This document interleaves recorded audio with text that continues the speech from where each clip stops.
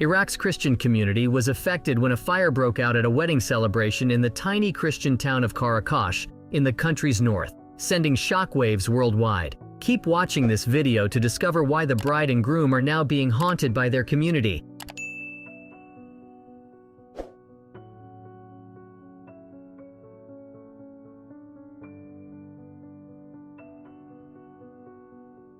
A bride and groom whose wedding party ended in tragedy when a fire killed more than 100 of their guests have told the news that they cannot continue living in their town. Revan, 27, and his wife Haneen, 18, claim they are dead inside, despite surviving the fire that erupted inside a crowded wedding hall in Qaraqosh. Revan said that the fire took the lives of 15 members of his family and added that his new wife can't speak due to the death of 10 family members, including her mother and her brother. Additionally, her father is in a life-threatening situation. I mean, it seems like every time we make an effort to enjoy any pleasure, a terrible event occurs that dashes our hopes and dashes our joy.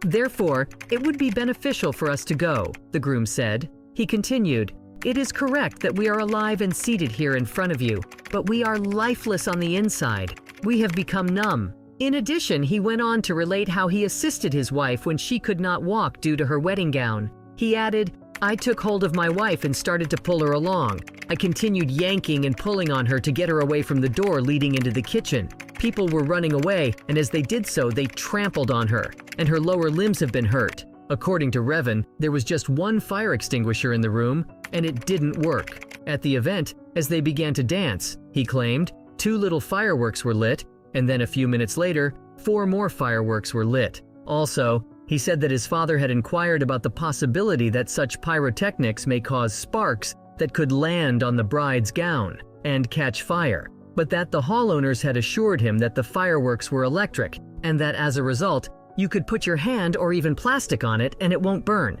In addition, the young couple had no choice but to grieve. The groom said, "Our family members, our friends, and those we loved have all passed away. The funeral for her, Haneen's uncle, and his 2 kids took place 2 days ago. The burial of her other uncle took place yesterday. We laid his daughter to rest today, along with her mother, who also passed away today."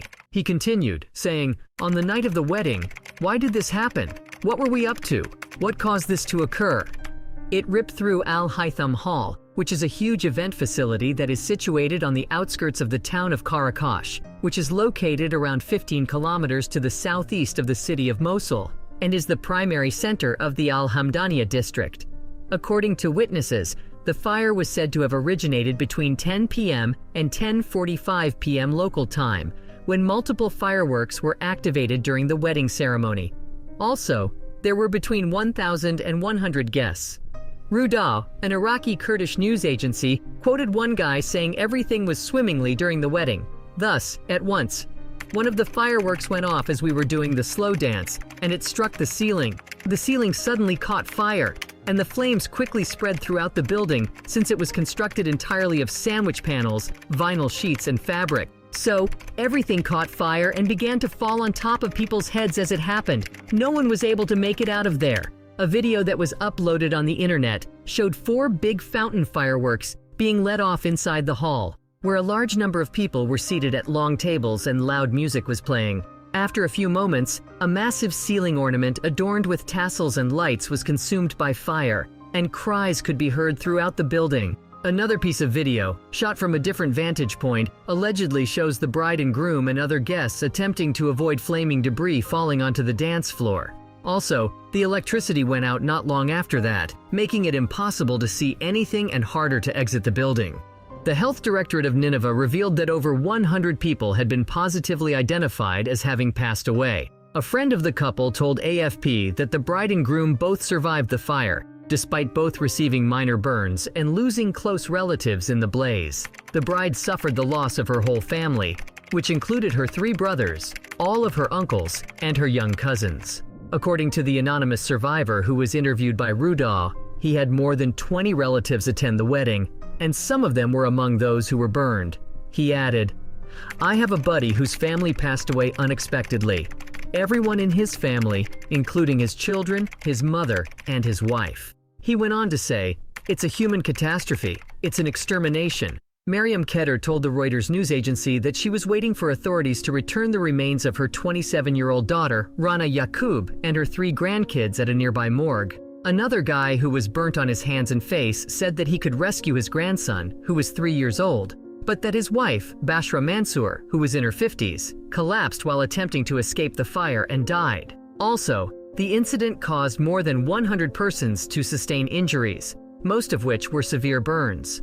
The majority of them were completely burned, and some others had 50 to 60% of their bodies burned, an official from the health department in Nineveh province told Rudaw. The authorities said that based on the early information they have, it seems that fireworks ignited the fire. According to the Iraqi news agency, INA, which the government of Iraq administers, the Civil Defense Directorate said that the hall violated safety requirements by being coated with extremely flammable metal composite panels, which are also known as sandwich panels.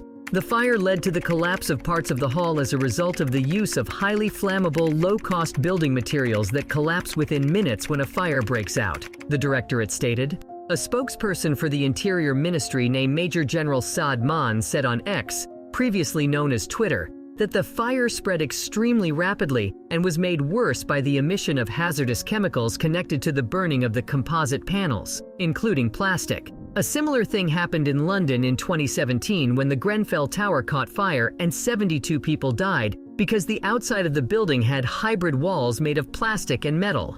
Therefore, Arnold Tarling, a fire safety specialist from the United Kingdom, said the following to the BBC: "There should be fire breaks in the ceiling and the floor. Combustible materials, particularly those used for wedding decorations, should be avoided." According to the Ministry of the Interior, security officials have taken into custody 10 members of the venue's personnel, the owner of the venue, and 3 individuals who were engaged in lighting off the fireworks.